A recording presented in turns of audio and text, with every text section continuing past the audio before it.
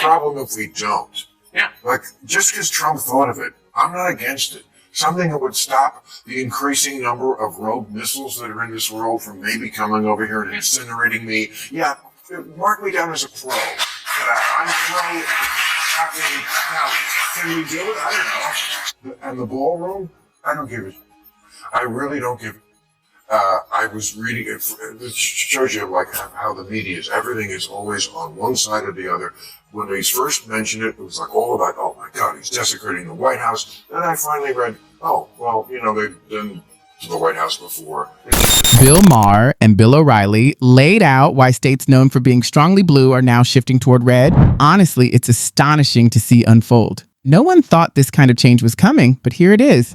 Even these two longtime political figures couldn't hide their surprise. So let's get started.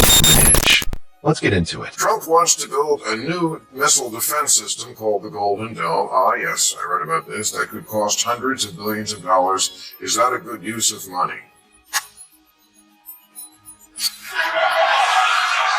I mean, look, he's building, he wants to build an arch on the mall. You know, he's building a place he can dance at the White House and do the YMCA. He's going to do that there. And he wants to build a dome. I mean, You gotta protect the dance hall.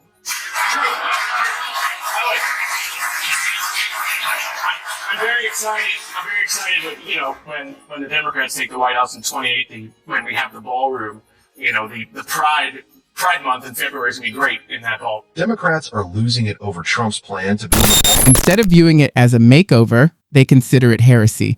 Jared Moskowitz even cracked a joke. The internet laughed, but Bill Maher didn't. In a strong reply, he said, Quick, brutal, and on point. The problem if we don't. Yeah. Like, just because Trump thought of it, I'm not against it. Something that would stop the increasing number of rogue missiles that are in this world from maybe coming over here and incinerating me. Yeah, mark me down as a pro. I'm pro having, can we do it? I don't know. You know, I read, you know, he says it'll take 3 years and 180 billion, and they say, well, that's just going to take 10. Whatever it is. Of course, everything is over scheduled and it doesn't never comes in on time or on budget. in the ballroom, Maher didn't hold back either. He explained how tribal politics are killing common reason. That's, to me, a worthy thing. And the ballroom, I really don't. I was reading it. It shows you like how the media is. Everything is always on one side or the other. When they first mentioned it, it was like all about, oh my God, he's desecrating the White House. Then I finally read, oh, well, you know, they've done to the White House before. It's just a building, I think. Also, like, I realized after reading other people, we don't have a place when they have state dinners. They're doing it in a tent. This is America. So do I give he's doing this to the White House? I really don't. This is the detail almost everyone overlooks. The enormous event tents set up at the White House.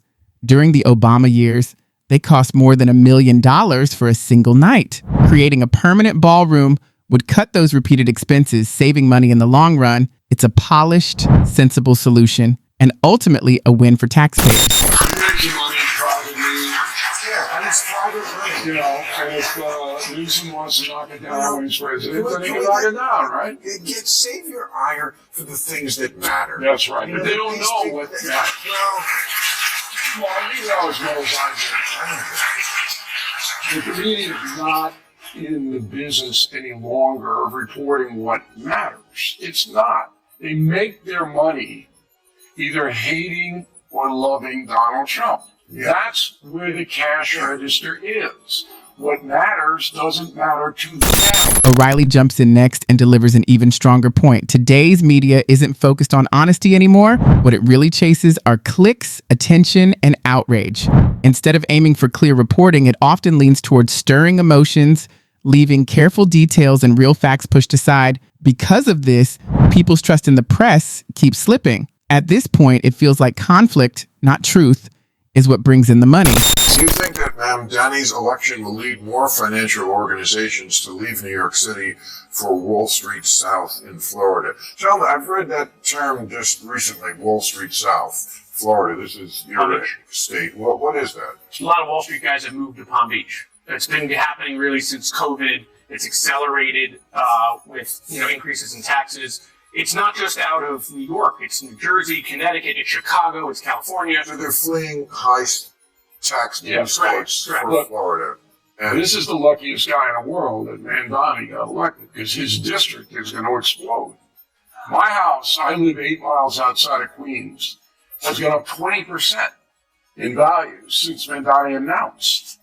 Okay? because Because people aren't going to pay the punishing taxes. New York is the highest tax state in the union. but you said your house value's gone up. Yeah, because they're people- moving to Nassau County, Well, they're moving out of the city. out I of the see. city, and I they can see. still take the train back in the city and not pay the millionaire's tax or whatever crazy thing this guy wants. Now that Monty has officially stepped into office, the period of speculation is done. What he does from this point forward matters more than anything he promised on the campaign trail.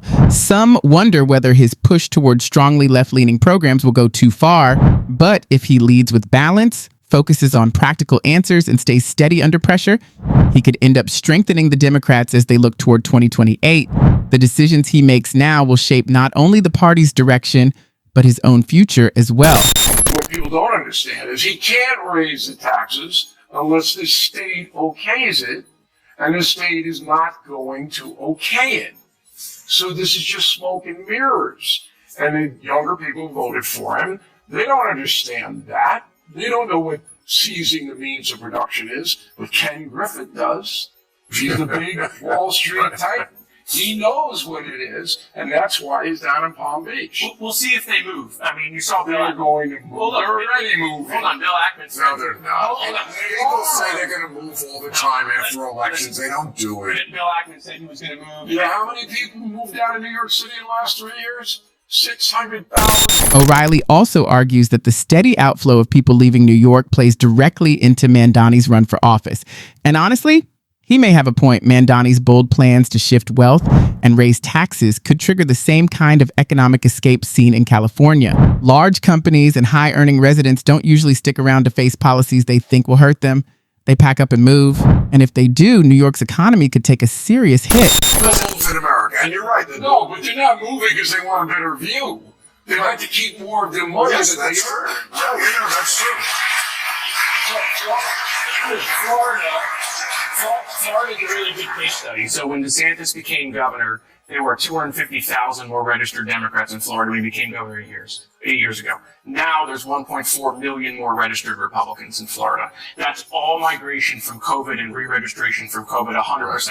So it absolutely is happening. Whether they will abandon New York in droves, I mean, Bill Ackman's a really good example. He said he was going to leave, right? He's been going after Mamdani. He spent a lot of money on him. And then the day Mamdani won, he said, I'm willing to talk and sit down and work with you. That doesn't sound like he's packing Well, his not bags. everybody, but you look, if you're a person in New York City earning $150,000, okay, that's a lot of money for most people in the United States. That's nothing in New York City. 150K doesn't get you very much. It gets you in and out. Here's the reality. People aren't leaving Colorado anymore. That's old news. The real reason is the heavy tax burden.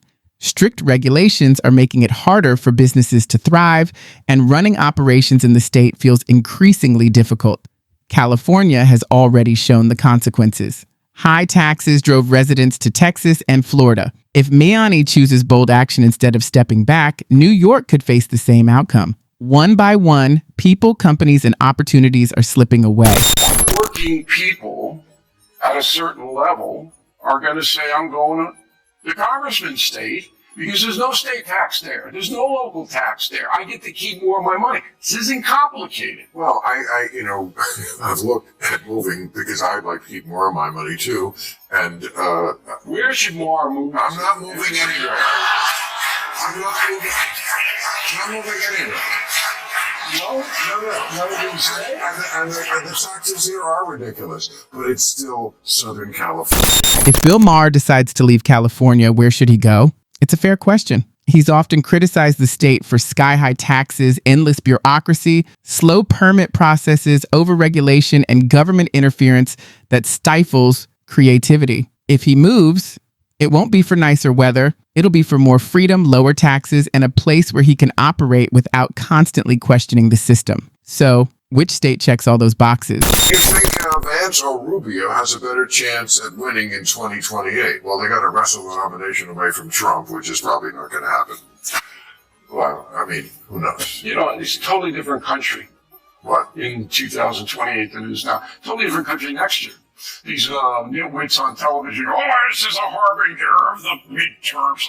You know how many things are going to change in the next 12 months? Democrats are going to kill in the midterms for the same reason they killed this week. Democrats are going to wipe. Depends. It depends. It depends if the prices come down. Well, it's not just the prices. Oh, it's just, that's the- it's this perception that the people who get into power are always drunk with power. This administration's also just drunk. However, O'Reilly believes it's too soon to draw conclusions. A lot can change since the political cycle is still in its early stages. Public opinion can shift in an instant, and unexpected events can turn everything upside down. Predictions this far ahead are always speculative. His advice is simple: stay calm, be patient, and let time reveal the truth. That wraps up today's video. If you enjoyed it, don't forget to click like and subscribe and stay tuned for more.